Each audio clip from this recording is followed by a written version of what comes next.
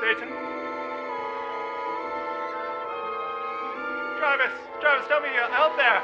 Braden, is that you? Oh, Travis. That can't be you. My mind must play tricks on me. It is you. Oh, A floating head, nonetheless. As are you. Nary my eyes wandered around in this dark abyss, searching for anything. I have lived in this purgatory as long as you, friend, and I must say it is bullshit at the best. The deepest of bullshit. The darkest of bullshits. The bullshittiest of bullshit. What demonic possession has cursed us and forsaken our bodies away from our podcast, any bloody thing? I think our schedules and the bullshit that the world's been through mostly, but we could go back, you know. We could make this right. We could ask the devil for one last chance. By God, Satan, return us to our forsaken bodies. Give us our souls back. We will swear. We will review. We will have opinions. Even fake ones if you'd rather. The shittiest of fake ones. I'll like anything you wish, my master. Pure garbage, even. Oh, I feel him. Let us go back. He's sending me I feel back. this. All right, man. Yeah. We are back. It's kind of weird. We are back, and maybe my audio is jumping with those. I'm back. Just let it just bounce right now. Bounce I up don't care this if tiny it went room. red. Let's let them hear the distortion of our excitement. We're going to have to reintroduce ourselves because we've been away for so long. Almost a year. That's Ridiculous, that's kind right? of scary. I am Braden Croft, I'm Travis Shuchuk. and this is Any Bloody Thing. Yeah. So it's still our podcast. We took a break. I don't know if you've noticed or watched before, but we've been gone for some time now. Yeah, we're like the podcast that doesn't actually have a podcast. Yeah. We're just on YouTube for now, but we should were- probably look into that. We were a YouTube limited series, I will call the first season.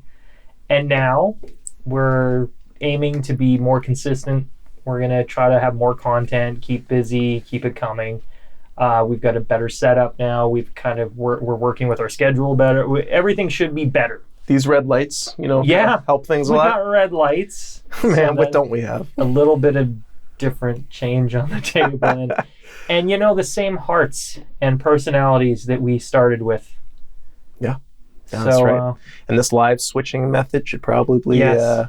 include a third castmate to the team. Yes, we've got Jenna McLeod now. My girlfriend is working the live switch up between cameras, so it's gonna help our production now and streamline everything with our editing and kind of be doing it live all in one go. We're not live streaming yet, but we're considering it. That's another option that we're. Yeah. We kind of got it set up, but yeah, who knows? That's another hurdle. Let's just get this first one out of the way. Yeah. Should we jump into it? Well, I mean, we already did, so let's continue to jump. Let's jump there. further. Let's do it. All right. All right, we got to know, man, what have we been up to? What have we been doing since September, I believe was the last one? That's crazy to think, but yeah, September. What have you been doing, man? What have you been doing to fill your time with COVID? Well, yeah, COVID.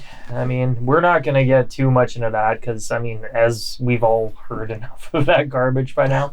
But film was down, understandably so. The whole kind of hard to have that many people doing that many jobs that close. And I mean, it shut down. So we were in the middle of working on Winona.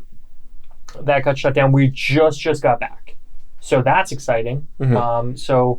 So in between that, though, I'd been working on different commission jobs. I've been working with a horror-themed bar and restaurant in Edmonton. Yeah. Tell me more Edmonton, about that. Alberta, Canada, where we're from.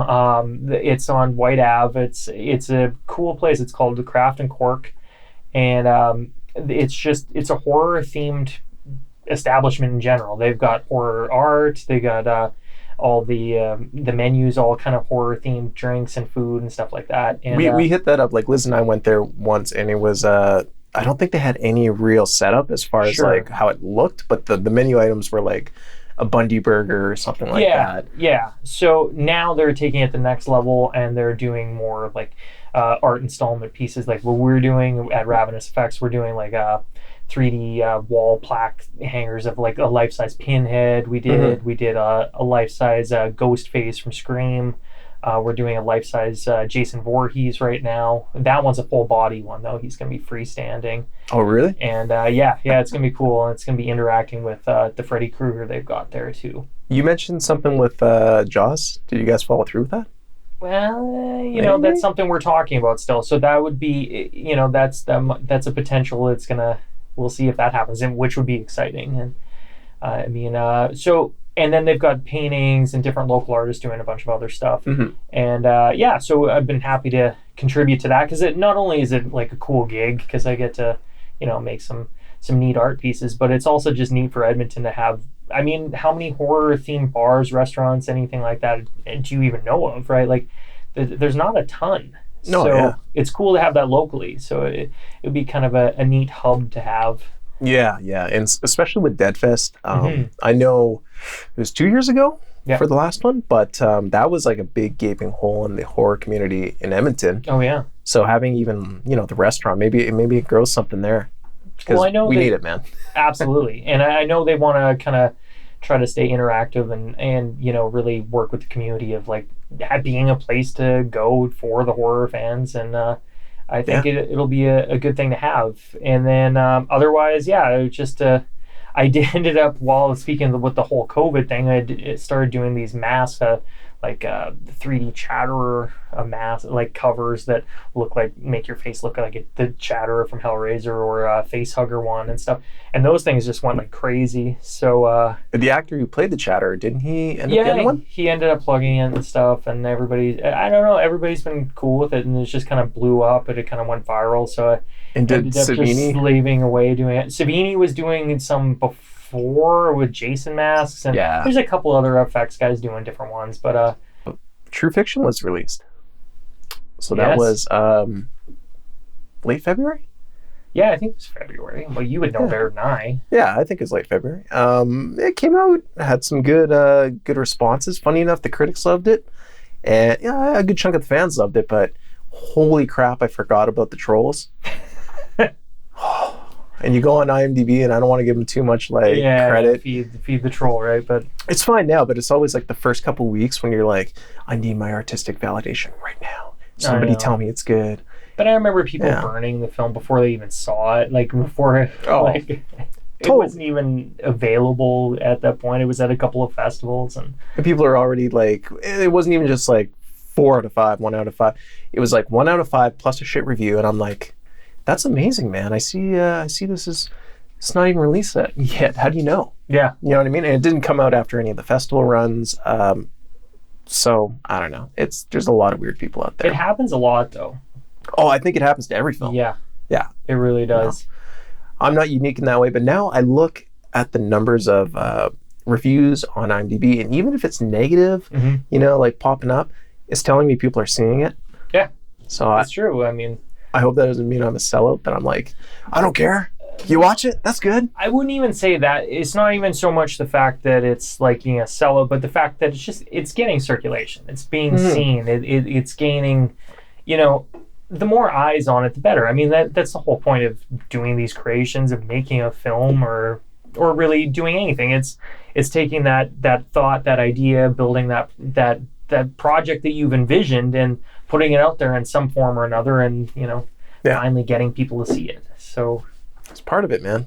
Yeah, absolutely. So it's cool to see that happen. And it's funny, like, as hopefully this helps creatives out there, but when you're making something, you feel so precious about it, or at least you should. Yeah. But at the same time, if you don't increase your output, which in turn creates a better environment to work on your craft, which in turn makes better products, you're kind of stagnating yourself. So after I did this, it was, I got into this mode where I'm like, I gotta finish the next thing, and we should talk about that soon with Thin Places.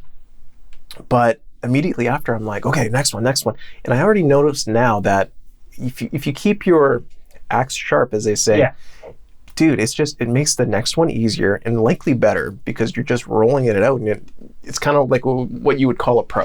Yeah. When people are like, oh, you go pro with it, you just do it. Now it's like a job. It gets easier, which is great. So I wish I could go back in time and tell myself that. It makes sense because, like, I know, well, doing anything really, but like, you start building up it's that anticipation. It's that oh shit, like I haven't done this in a while. Like, can I still match it? Do I still have what it takes? Like, I know sometimes when I'm working on a series or something, I'm doing a lot of like more fabrication work and doing a lot of just like building stuff or you know, more mechanical-y thing or whatever it may be. And then I go back to a sculpture and I'm like, shit, man, I haven't done this for a while. Like, do I just tackle it? And then I'm like, what am I doing? Like, you know, what do I do with my hands? Right? Yeah, but at first you have that brief second of doubt sometimes, and you're like, but then you get back into it and it's fine. But yeah, I agree. Like, if you're just constantly working on your craft, you're gonna always have that confidence level. And not only the confidence, but I think, you know, practice makes perfect isn't a bullshit sentiment. It's true. It's as true as it's gonna be. Absolutely. And the quicker you could get, you know, the haters off your back. I mean, every film I've made since Hemorrhage, you know, it's slowly, you care less and less. Like, the stakes may raise because you got a bigger budget, or that you got more ambition, or you feel like the script could be the one. But more and more, it's just like, the more output, the better you get, the faster you get there. Yeah.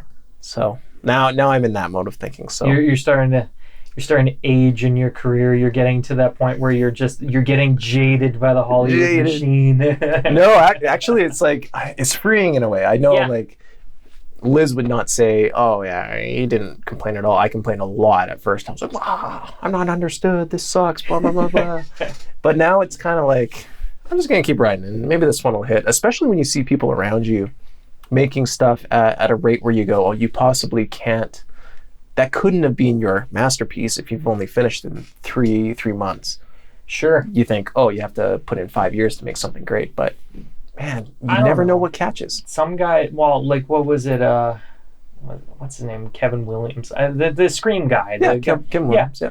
He wrote that in like a weekend or some shit, and it was ridiculous. And like, the first Scream's a solid, you know, that's it reinvented horror at the time on the blockbuster level, and it was great. Third time for Wes Craven too.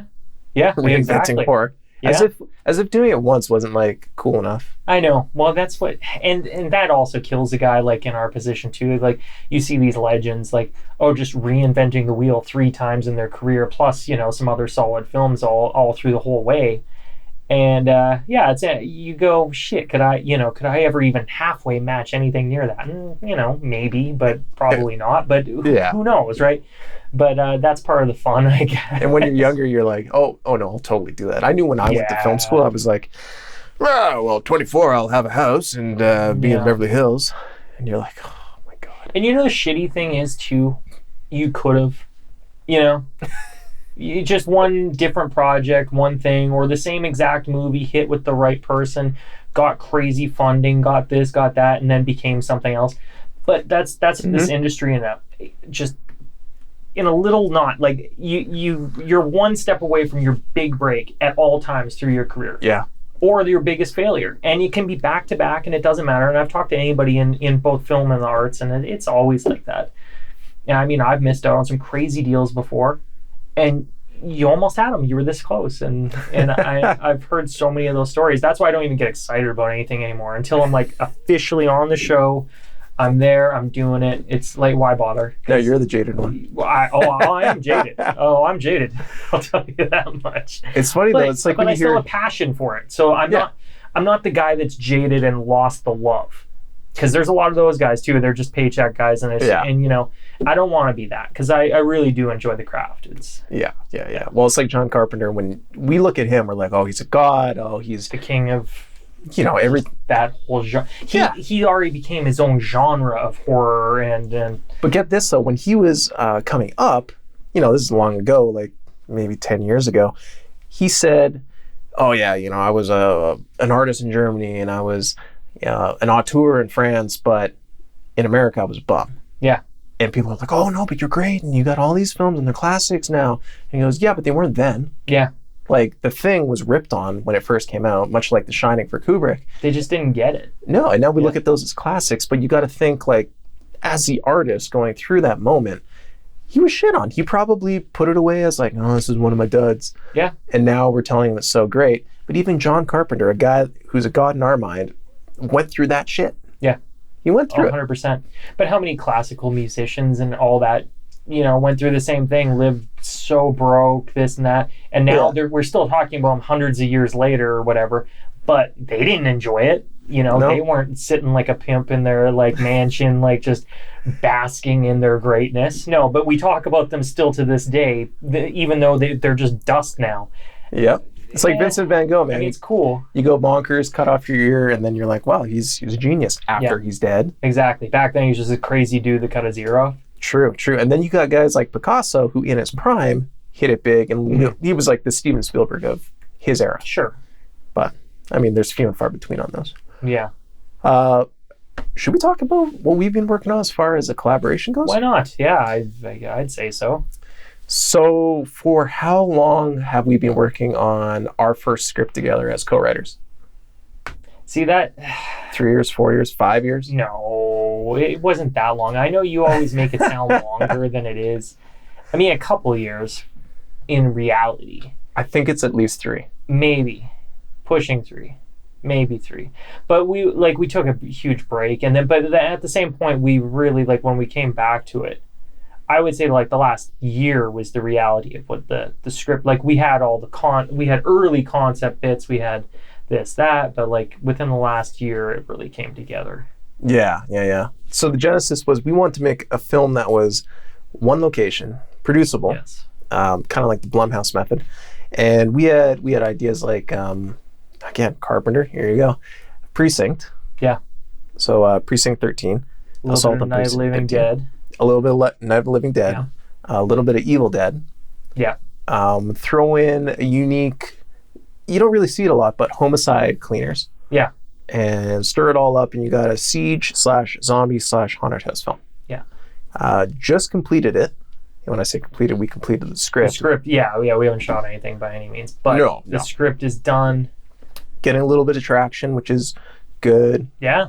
I mean, you say, oh, I got things in development, which everyone's got things in development. Things in development, but we actually have a script that's finished, and we just, I'm not to wank, but I mean, like, we just entered into that Screencraft horror competition. We just got into the quarterfinalists, so I mean, that's cool. I'm super happy with that. That's an honor to be narrowed into that.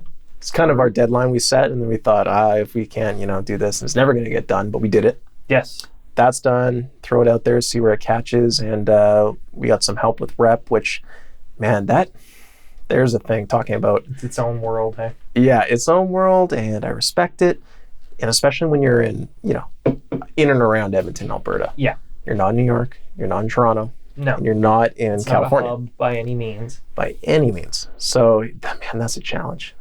It's like every film you make, it's like throwing a flag up, being like, I can make stuff. I'm okay. Yeah. Take a chance. Well, yeah, you don't have that luxury of pounding on doors. Like there's running into people or any of that kind of thing. It's, though the internet and the way the world is now, it is a lot easier than it would have been. Like I can only imagine in the 80s and shit. Like you had to be in Hollywood. Yeah. Totally. Or at least have really good representation in one of those hub cities. The ironic thing, though, is, man, so many, at least independent filmmakers, they're making stuff all over the place. Yeah. Which is cool. And I'm always, like, I don't want to have to move somewhere here or there to start a life in the film business. No. And frankly, I know a lot of people that live in LA, some of which have made films. Sure. Many of which they haven't. Yeah. So. It doesn't really mean anything. Not to what it used to. It can. And I mean, some people I know do get opportunity just purely by living where they live. Talented people wherever they would have been, but it does obviously open some doors. But at the same point, when you're creating your own films and you're doing that, sometimes it's a benefit to be outside of that. And I also feel that the pressure of the Hollywood scene or whatever city, like when it is that, there's stuff that comes with that you don't have when you're elsewhere, to the benefit too, that you aren't in that bubble. And sometimes I think that's kind of freeing too. You get a chance to do something a little different, and it maybe benefits the creativity of what you're doing. Let's see, have a fresh perspective outside of that circle. 100%. So I guess that's another good question: is the movie industry? Where is that? Is it still a thing? Do we still got a movie industry? I mean, I'm working on a show, but we were working on it prior. See, that's the thing too. Right. I know a lot of stuff is coming down to like insurance. So a lot of productions aren't starting back up due to like the whole COVID thing. It's an insurance issue more than anything. I mean, I think they have a lot of good protocols in place now. They're kind of figuring it out. And more so in Canada, right? Because I know the States are being slammed with COVID. Are they making stuff in LA? They are, as far as I know. I know productions are starting to pop up. Close set studio stuff.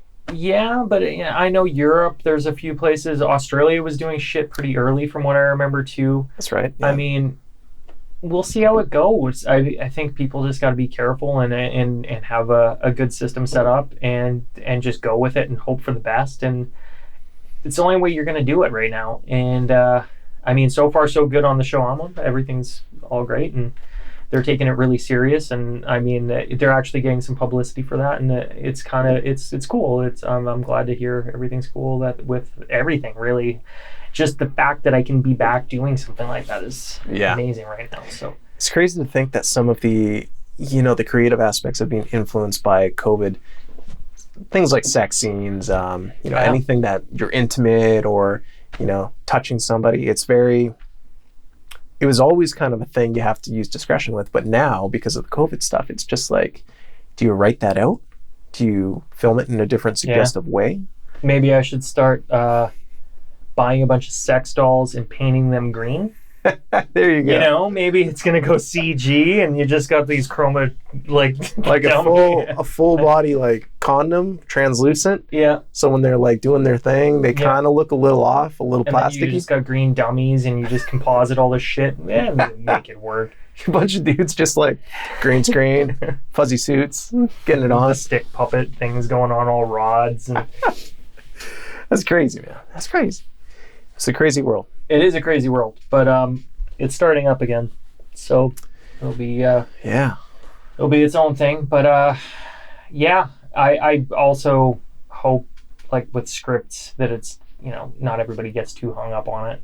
Like write. Yeah. I mean, you got to write smart, but at the same point, and also try not to bleed all that influence of, because I mean it's kind of hard not to for I'm sure a lot of people they're sitting at home, they're writing, they're concentrating so much on like what's going on that it's just that vibe is gonna. I just hope it's not every movie that comes out in the next year is just somehow related either literally to COVID or kind of like, oh, I know what that's a metaphor for. It's that shit I was living for like a year or whatever. Just be a fly on the wall in like the studio pitch session, and then you hear it's like Harry Met Sally, but with masks and a virus. Yeah. You know what I mean? It's like this movie, but with a virus, with a COVID. On the flip side, though, man, some of those movies that came out before this shit, kind of scarily accurate. Like, oh my god, yeah. I'm walking around sometimes and I'll see signs and I'm like, because I had a few props from like 28 Weeks Later and stuff like that and some paperwork and shit. And I'm like,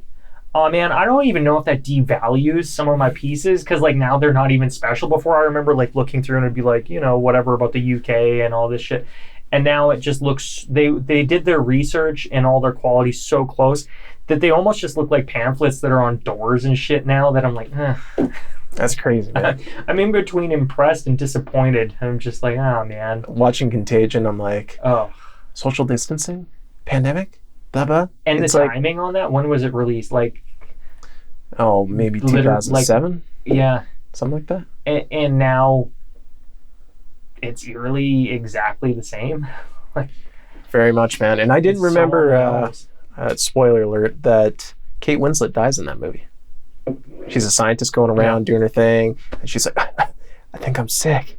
And I'm like, oh, she must live through this. They must find a cure or something.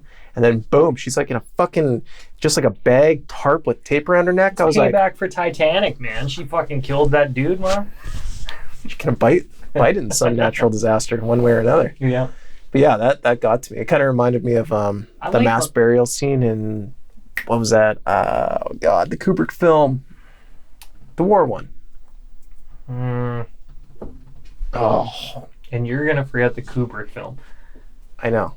That's embarrassing. Come on. Wow. My head's like, eyes wide shut. Say eyes wide shut. It's eyes wide shut. Is it? No, it's Yeah. not. Fuck it. I'm having an aneurysm or something. All right.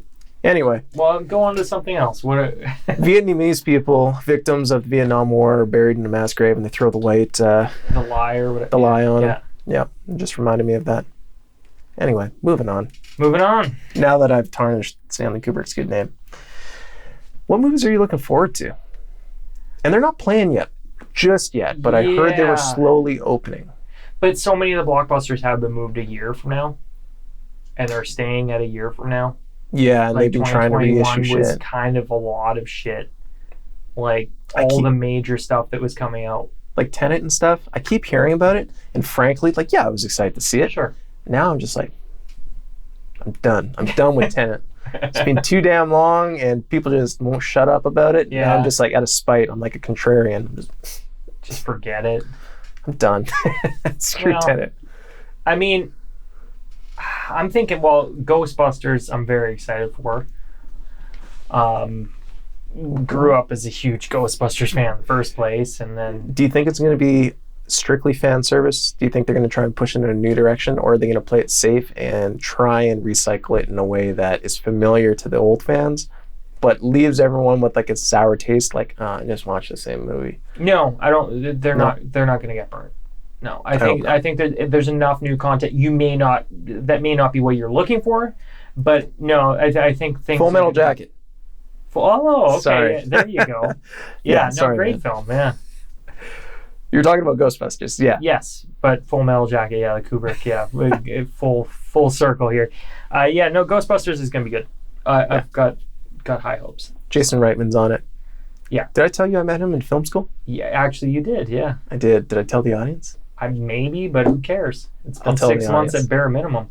So I had longer hair like he did at the time, and I don't know, we got these big teeth, smile, goofy grin sort of thing. He came in to talk to us, and I remember being 19 years old, Yeah, listening to because him. you could pass as a stunt double or something. Totally. I mean, Totally. And if I I looked can at see it. any closer, try and be a doppelganger with him. So he was talking about his next film, and the way I remember it was, I just thought it was ridiculous. It sounded like, okay, it was about a hooker that gets pregnant, no, a stripper that gets pregnant, and she wrote the script, and it talks about this, and it was just, it had pieces of the truth, but rearranged in a way like my head didn't make sense of it, Oh, okay. and it just sounded like the worst movie ever. And I was like watching, I was like, man, this guy is the son of Ivan Reitman. I feel so bad. He's not gonna have a career. Like with that film he just pitched, Yeah. and sure enough, Juno comes out, and I was like, Well, I guess I'm a stupid asshole.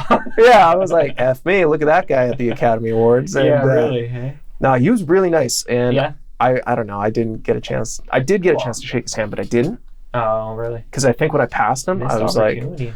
yeah, we kind of met eyes, and I think he may have thought like, whoa, that guy probably looks a little bit like me, 10 years younger or whatever. But I didn't go through. Didn't shake his hand. Felt kind of bad, but good for Jason Reitman. Yeah, no, he's. I mean, I can't see anybody better for the job.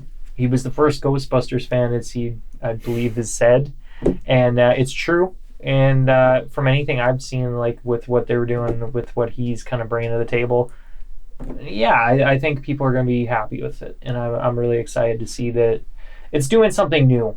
He looks I like do- he's trying to bounce back from some of his dramedies too, trying Yeah. to get into a more wide release popular film. Sure. Well, I would say so. And speaking of which, I watched Evolution again that his dad did. The one with David Duchovny, and it was like the aliens and Evolution. I haven't yeah, heard that. man. Pitch it to me while I It's research kind of like an underrated film in a lot of ways. There was a comet hit Earth, and it had some alien spore kind of goop shit in it, and started evolving, and then it ended up creating this whole like mini atmosphere and this cratery thing, and it was like just they kept on evolving into different creatures, and it was all from the same asteroid or comet thing that hit Earth, and then the military gets involved, and it's a comedy. It's kind of got that like vein of Ghostbusters. There's scientists involved, and they're I kind haven't of even wacky. heard of this. Really? It was like early 2000s? Julianne Moore, Orlando Jones. Orlando Jones, which he's fucking awesome in it too. Actually, everybody's awesome. It was well cast. It's good. It's fun. It's it's not quite Ghostbusters, and nothing is, but it's a good watch if you enjoy that type of film. It's definitely in that kind of vein because it's got some crazy alien monstery fighting stuff, but then it's got some good jokes and bits in it. Hey, it's got David Duchovny. I'll watch it. Yeah, and he's good in it. Hey, did I tell you my dad met David Duchovny? You did, yeah, that was neat. And he got a picture too. Yeah, I don't know where I was. Meets random celebrities. Like, didn't he meet Defoe too? Maybe in a while ago. I think you mentioned that. I thought you told me when we were doing Togo. I swear you said he met him. Maybe I did. I can't recall, but I mean, David Duchovny, good enough. Although Willem Dafoe, that's pretty sweet ass too. I watched Passion of the Christ.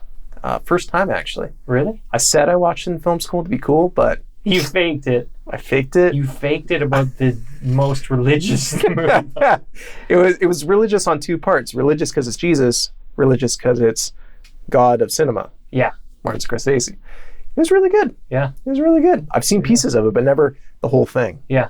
And if anyone hasn't seen it, go see that film. It's better than Passion of the Christ. Yeah. But no, it was awesome. Except for Harvey Keitel is probably the most miscast person in that. And it's so weird because Harvey Keitel is so solid. Oh, he's awesome. No, he's great. He's great acting, but the character itself, Judas Iscariot. Sure. Okay. Yeah, you can't just put Harvey Keitel in anything. I mean, right. He's got a very distinct, gruff persona, and it just kind of stuck out. But he does have one of the most boss lines at the end of the film, and I won't ruin it for people. But when that point comes, your heart just drops, and you go, "Oh, now Israel's burning. What's going to happen?" Yeah, it's really good. Where did I deflect with that? But David Duchovny met my dad in, I think it was the Vancouver airport. Okay. Yeah, he was on his whatever private business flight, so he got to go into the little secluded waiting area. And this guy's doing yoga on the ground, and I think my mom texted me first. She goes, "Braden, who's that guy from that show about the FBI agents and the aliens? You just have to believe in this or something." And I knew what she was saying. I was like, "David Duchovny, Fox Mulder?"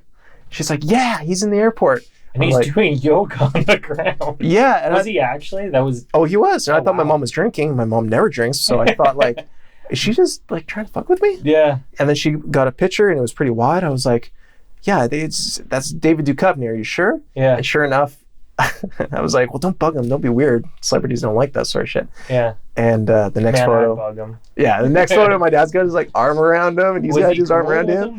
He was totally cool. Yeah. It was just the three of them. No shit. So they were kind of secluded enough it wasn't making a scene. Totally. Oh, okay. And I think Duchovny eventually was just all right, come over here, man. How you doing? Blah, blah, blah. You want a picture? Sure. And my dad likes to play it cool around celebrities. He may be a secret celebrity that David Duchovny's never heard of yet. Okay, yeah. So he's good at... It's a sly way of doing it. It's a sly way of doing it. It's true, though. But I mean, it's like anybody else. You just approach them like people, and you're going to get a better response than if you freak out. Unlike the time I did with Laura Vandervoort, tried to crack a stupid joke as a PA. You did tell our audience about how you failed at that. I remember that. Yeah. And it's a small circle, man. Canadian actors, they know everybody. Yeah. I ever get a chance to work with her, I'm like... I was telling Jenna about how you did that with Dina Meyer, too. Which one was Dina Meyer? Or Dina Myers, I can't... the Starship Troopers chick. We met her in Calgary. We did? Yes. When, same day Linda Hamilton. And I cracked a joke and made an ass? Kinda. Probably. Sort of. It was more of a, I guess you would call it a observational thing that you mentioned that was kind of an awkward moment that didn't land at all. No. You don't remember it? I don't. I don't even know. Should I even tell it? You can. It's not overly embarrassing by any means. It's funny shit, man. So, anyways, it was me, Nat Jones, and you. Yeah. And we were standing, and it was Dina Meyer, and so I get a picture with her. We were kind of talking, and me and Nat were still talking. You went to the washroom, came back, and you go, and I'm like, Oh no. Oh god. You know when you stand too close to a sink and you like look like you piss yourself because you splashed water or there was like water on the sink already? Yeah, just had that happen. And I'm like, well, thanks, Dina Meyer. That was nice meeting you. And it just kind of like everybody, I think she kind of gives a like, huh. totally. Right. I thought if I came out and did mention it, that Looked like you pissed your pants. I'd rather be the guy that made the joke about looking like I pissed my pants than the guy who and that's pissed his pants. what I assumed, and that's it. I good save in a way. But man, I don't know. It didn't quite work out the way it needed to. Nope. No, but that's all right. It's you never know. Yeah, and it was so obvious too because I kind of remember I going. didn't notice it, although I'm not like looking at your crotch. Oh no, I mean like once I said it, it was obvious like she was done. Oh yeah. She's like, and walks away, and I was like, yeah.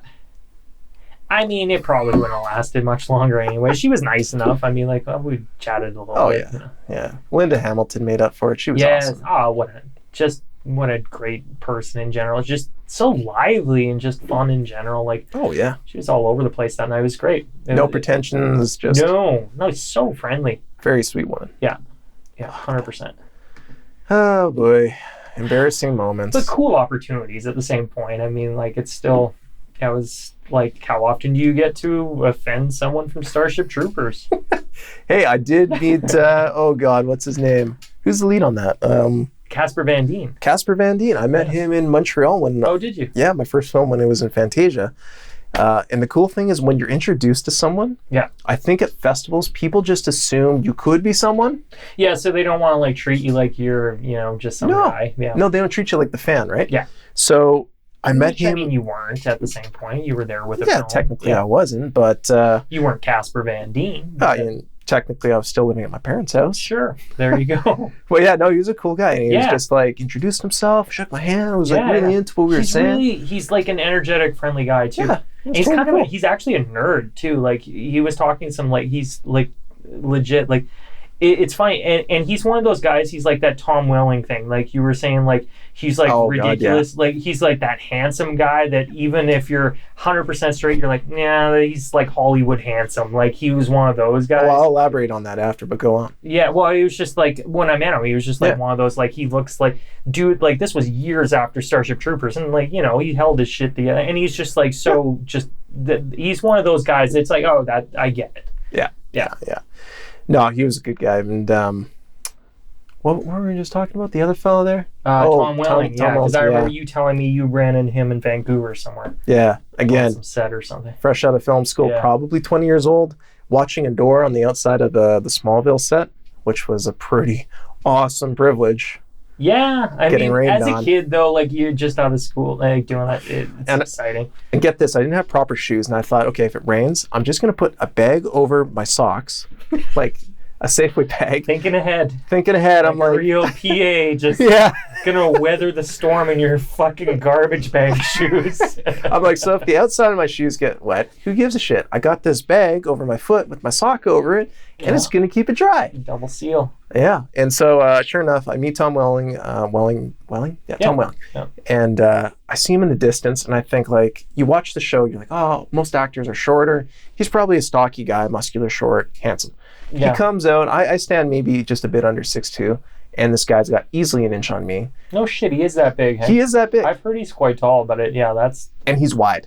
I mean, like he's got shoulders. Yeah, he's a big dude up to what you'd think, I guess, eh? Yeah, ridiculous. Yeah. And then the face of a model, the whole thing. And I was just like, I don't get awestruck that much, but I just, I looked at him, he was pleasant enough, and I was like, oh my God. I'm like, I'm never going to introduce my girlfriend to that guy. Dangerous, man. And then sure enough, destroy it. Even if he doesn't steal her away, she'll be disappointed with me forever after meeting Tom Welling. I can't compete against Superman. Can't compete that shit. And then sure enough, I went home and checked my shoes, like my feet to see if they're dry. And they weren't. They were wet from Tom Welling precipitation of my body. Precipitation. I sweated the shit out of those things, man. Due to Tom Welling. And plastic Safeway bags on my feet. Don't let anyone tell you that'll protect it from the wet. It caused wet, if anything. Yeah, it's like my foot was a sponge. That's disgusting. All right, well. Yeah. How many? Let's get back to the horror. Sure. What have you seen, man? Have you seen any good horror lately? Platform was the one Yes. that that stood out. And me and Jenna watched the thing. It was crazy, man. How many levels did that thing end up having? Lots. It was like 1,000? Yeah, it was 1,001? ridiculous. Yeah. And it got crazy. Like, if anybody hasn't seen it, it's on Netflix. It's well worth watching. It was, out of any horror movies this year that I watched, I'd say is probably my favorite, just for unique points alone. And it was basic at the same point. It was, I mean... Yeah.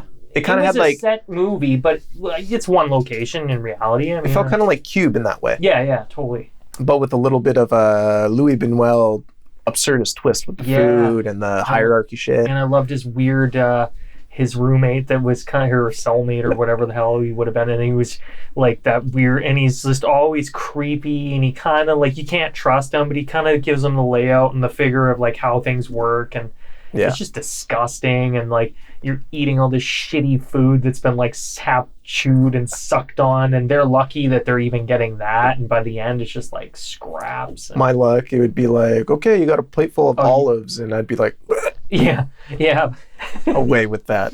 Just die on the second day or something. You would not handle that well. Oh shit, no, man. Oh god. I'm no picky eater, but there's certain things, mushrooms, olives, I'd be like, eater. I'm dying on this level. I wouldn't say you're not a picky eater. You're a picky eater. I'm a particular eater. Yeah, sure. Like ultra selective. I know what I like. And I like true. what I know. Although, and I probably mentioned it on here, you eat a hot dog like a professional. I don't know, you put a lot of shit on it in comparison to anything else you eat. That's true. And I do a double layer. I do the bottom, I get the clean bun, slap it down, because you can't try putting onions and all that shit on top of the hot dog. You bite everywhere. Yeah, you're taking a gamble. Yeah. You got to engineer that thing properly. See, that's well actually designed, because I roll the dice. I just layer it on top. I'm very particular, and like Jenna could tell you that. I mean, she's like already starting to eat, and I'm like, no. I'm Indiana Jonesing this shit. I'm like trying to build it to the You're a delayed eater too, flavor. then. I'm the same way. Yeah. Yeah, Liz will be absolutely. halfway done her meal, and I'm like, bacon bits, corn on the potatoes. Because why not? If all the shit's there and I like taste, I'm not just gonna settle for garbage. I mean, not to say Jenna does either, but she'll go a little lighter with it, or she'll just get me to design it because she's like, you know what you're doing. Exactly, man. I take pride in my damn sandwiches, though. Actually, I'd probably, if I wasn't doing what I was doing, I'd probably be a cook. Yeah. I don't know why. I like cooking. Until you got to give that meal you just cooked to someone else for money. Yeah. And you're like, yeah, it would probably grow old after a while. Man, I'd be working at a donair shop. Oh shit, man. Dying from obesity.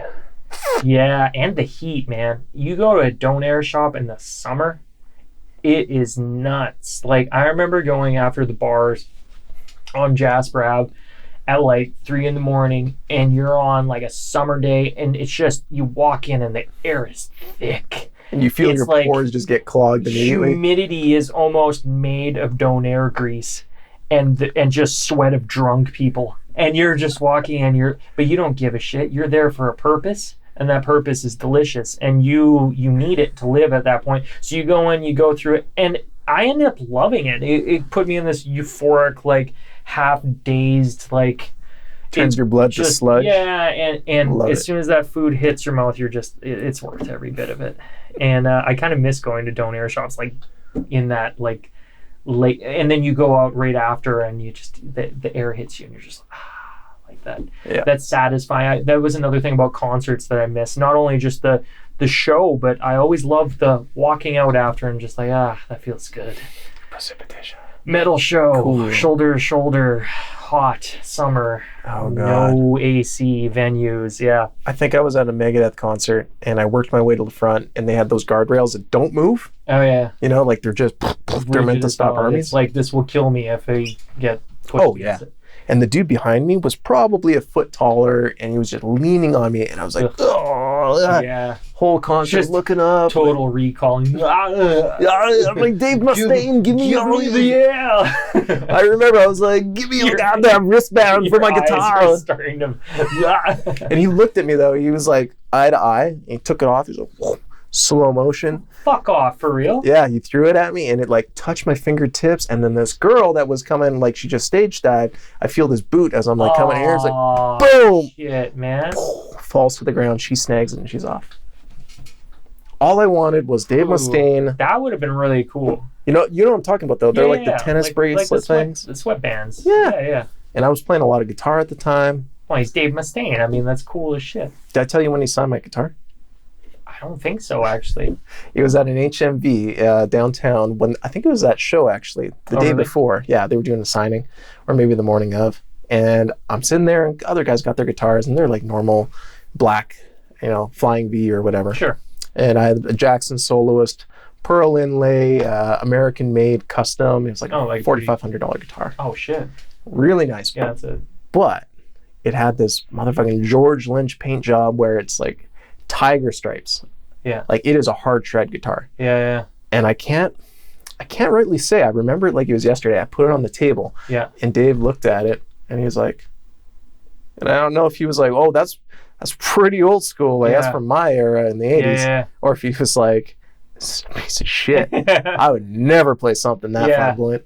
But they signed it, and dude, it was so rude of me. I was just like, hey, can you sign this? And the other guys took out their pens, and I was like, oh, just Dave.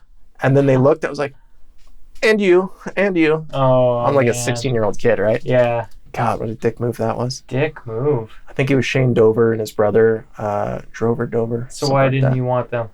I don't know. I was just fixated on Dave Mustaine. I mean, you what got him too. I know. I didn't you have the even whole think about fucking band at your disposal. Nah, fuck you guys. I just want Mustaine. Honestly, that's what I said. And then They're after, all world-class players. Oh God! And no offense to Mustaine, but probably even more so because he takes like creme de la creme players. Yeah. Well, you're Megadeth, man. You can take your pick of a lot of guys, right? Like, exactly. Speaking of which, Lamb of God's drummer Chris Adler went to Megadeth for a while. Cool. There you go. Yeah. So I put like a layer of glue, like clear glue over his signature to protect it. Oh. And sure enough, the other one's rubbed off. And every time, like I lent the guitar out for a buddy to play, I'm like, "Here you go. Don't fucking touch that Dave Mustaine." Yeah. It's just on the bottom. You still have the Mustaine one? I scrubbed it off. You scrubbed it off? It was kind of like flaky and shit. It was kind of half gone. Jesus Christ. Yeah, I know. I'm a collector, as you probably assume or know. What is happening in my mind right now is not healthy. I know. It kills me.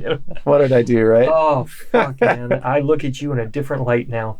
You bastard. I'm retiring this podcast. I can't sit at a table with you. Next week is Jenna in the seat for the rest of the show. She's new Braden now. But no, well, I mean, you were a kid. I'll give it to you for that. But yeah, that's a good story at least. Yeah, it was interesting. It was funny.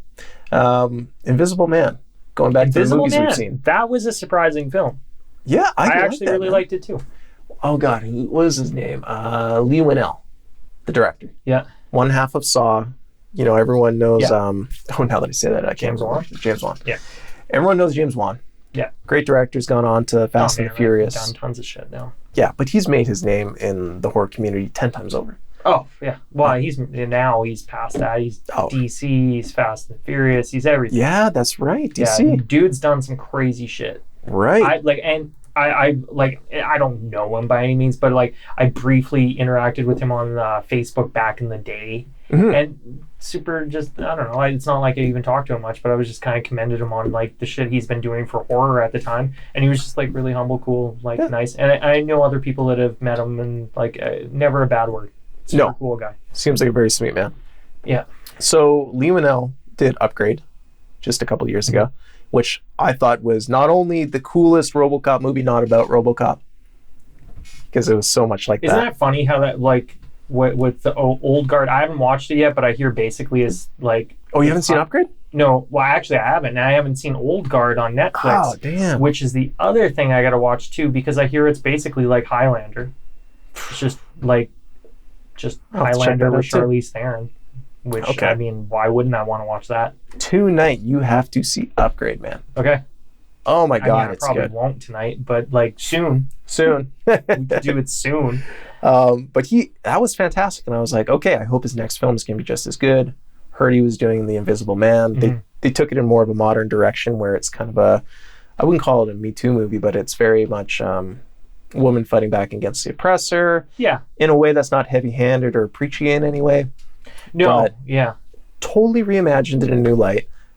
Fucking awesome, dude. And with Really great more of film. a tech version Yes. rather than magical potion-y kind of vibe, which I think nowadays that's kind of the way you would go with it. And I think I so. dug the suit. I love that shit. I like the whole Invisible Man thing. Like I really liked it. And they didn't really go with a Predator invisible look where it's kind of a ripple when you move, which is very stock, and you kind Yeah. of accept how that should be the stock way to do it. Sure. But it's almost when his digital suit basically glitches, it'll be like a little chunk of him is seen for a flash, and then it's immediately gone, and it works so well.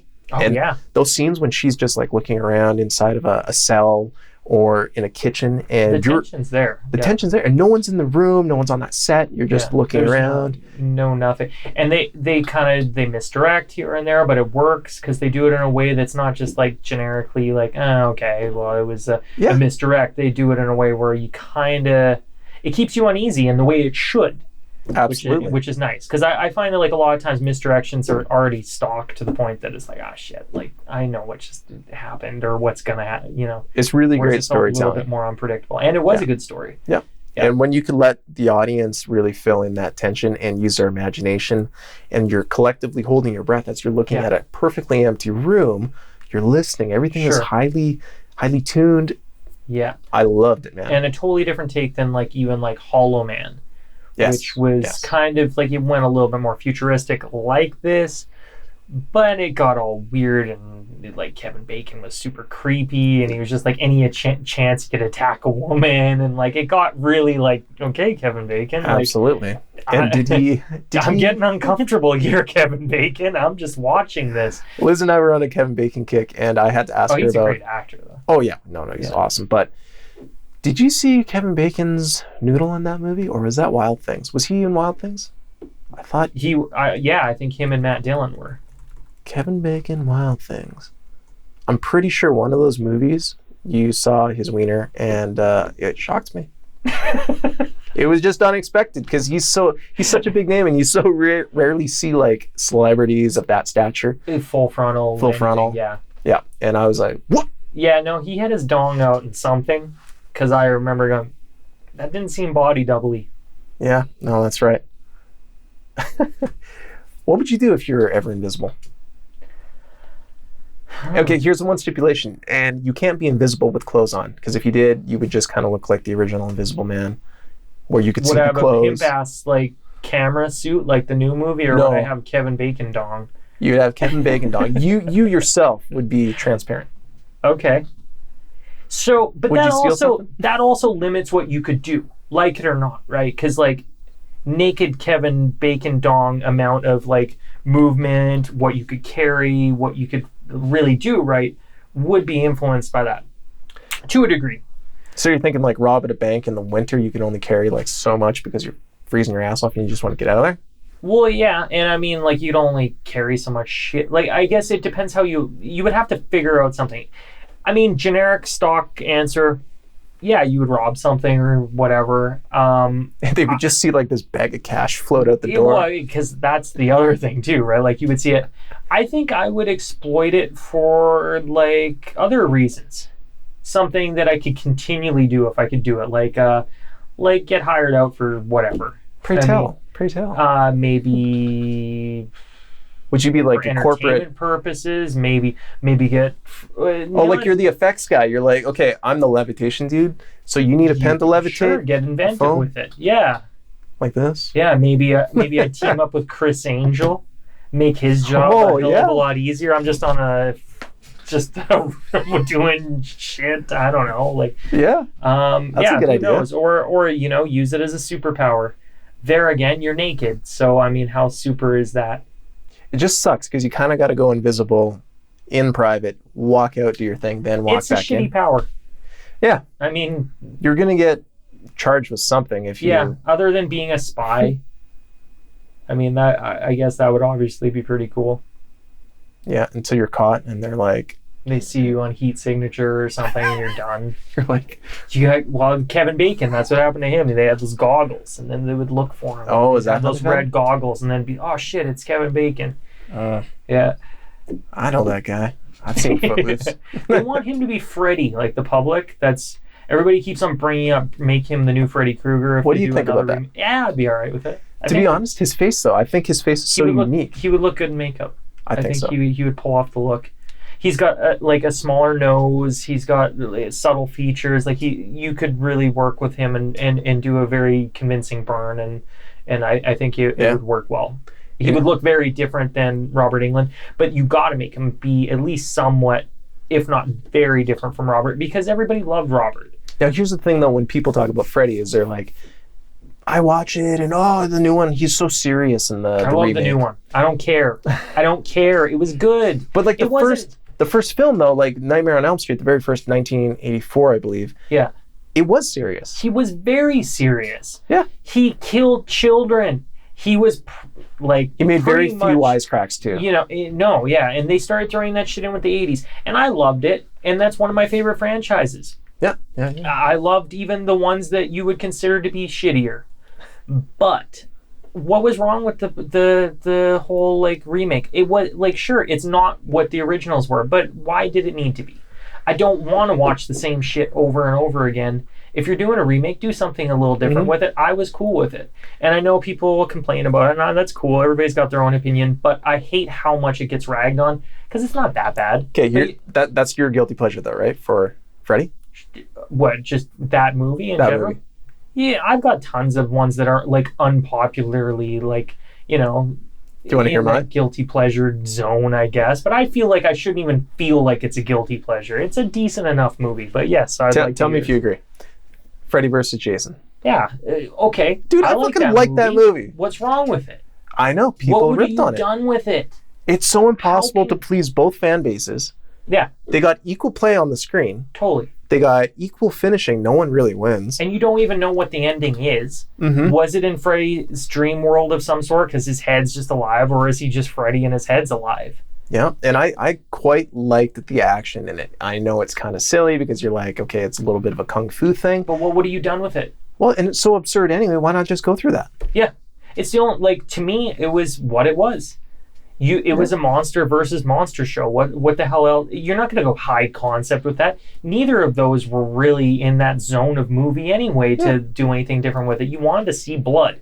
You wanted to see people getting killed in the mix of it and those two kicking the shit out of each other. And that's exactly what you got, and I was happy with it. And I thought the story, it's like, how are you going to possibly tie these two together? Okay. Yeah. Freddy needs to get back. He needs them to remember, so he awakes Jason to kill some people and make them remember. Yeah. And then the two eventually pit off against each other. Yeah. I'd be hard-pressed to beat that story to get those two on the screen. Yeah, I mean, like, you could go endlessly with different concepts, and there would have been a million different ways to do it. But, like, that was in development hell for, like, ever, too, with different versions of that script and just different, it was going to be one of those movies. And anytime you take two franchises like that, and mash them together, that's why they rarely do it. Not only just for the fact that usually studios own different characters and this and that, but just how the hell do you pull it off in a way that's not going to piss off somebody? And you're always... And with the Nightmare remake, it was... To me, I thought, no one's ever going to be Robert, so don't try to be Robert. Right. And take more of a serious tone with it. What's wrong with that?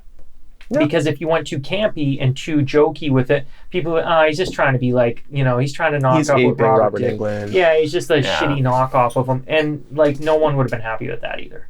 So, to me, I thought it was good. I actually liked all those, like the Texas, the beginning, and then the Texas Chainsaw remake. I thought they were good. I think I liked the first one, the Jessica Biel one. Jessica Biel, yeah. And I liked the remake of Friday the 13th. I thought that was...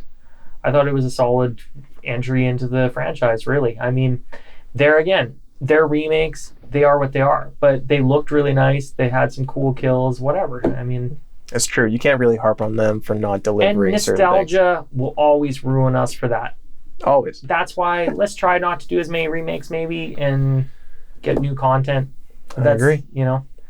Well, that kind of brings us to the end of our episode. Any final thoughts? I mean, it's good to be back. It's just kind of good to sit here and talk. And are we rusty? Did you feel rusty? I felt in between. I think at the beginning I felt there was rusty. rust, but I mean, I felt it kind of coming off as we went here.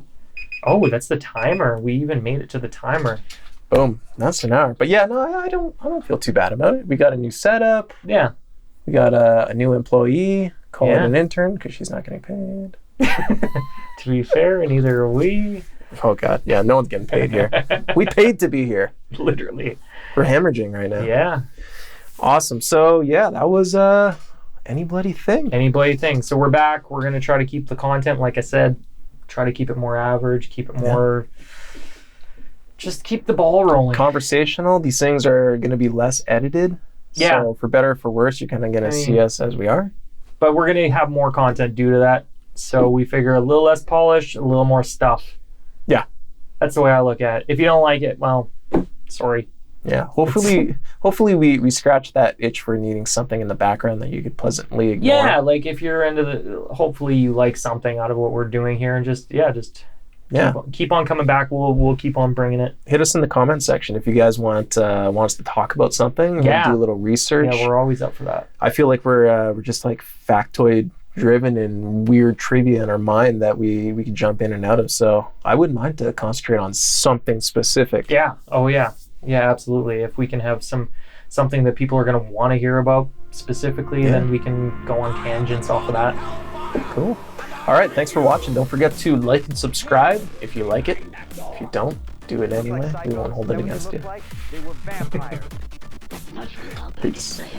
Ah, yes, we look like nothing but avatars now. Hell, I'm quite alright. do we have to piss on to leave this whorish place? Whose dick do we have to suck to get out of here?